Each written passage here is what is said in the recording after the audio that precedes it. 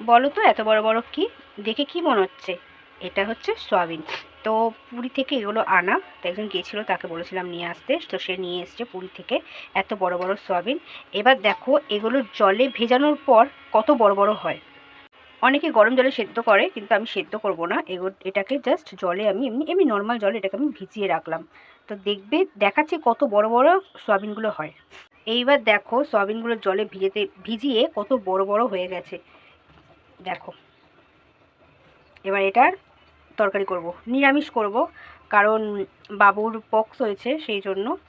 দেখো যেহেতু সর্ষের তেল খেতে নেই, তো আমি এখানে সাদা তেল দিয়ে দিচ্ছি অল্প করে। এই দেখো সাদা তেল দিয়ে দিয়েছি। এবার এখানে কেটে রেখেছি এরকম ডুমো ডুমো করে আলু।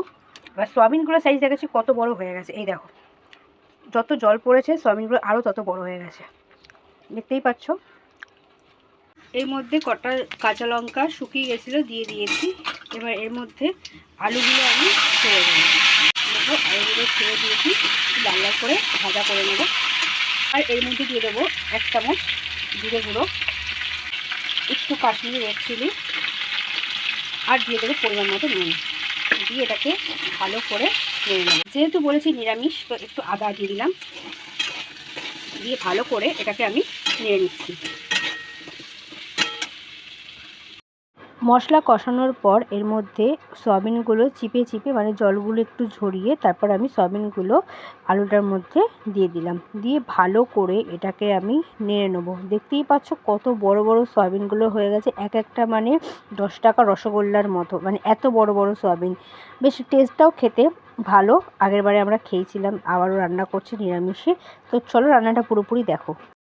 দেখো মশলাটা সয়াবিনের গায়ে মেখে গেছে। এবার আমি এর মধ্যে একটু জল দিয়ে দেবো, দিয়ে ভালো করে এটাকে আমি নাড়িয়ে নেব। দেখো সয়াবিন আলু ফুটে গেছে। একটু ধনে পাতা জাস্ট আমি ছিটিয়ে দিলাম। আর এর মধ্যে দিয়ে দেবো একটু ঘি। যেহেতু নিরামিষ একটু ঘি না দিলে ভালো লাগে না। গরম মশলাটা আমি অ্যাভয়েড করলাম, গরম মশলাটা আমি দিলাম না। একটু ঘি দিয়ে আমার সয়াবিন আলুর তরকারি রেডি। রান্নাটা যদি ভালো লেগে থাকে লাইক কমেন্ট শেয়ার আর চ্যানেলটাকে সাবস্ক্রাইব করার অনুরোধ রইল।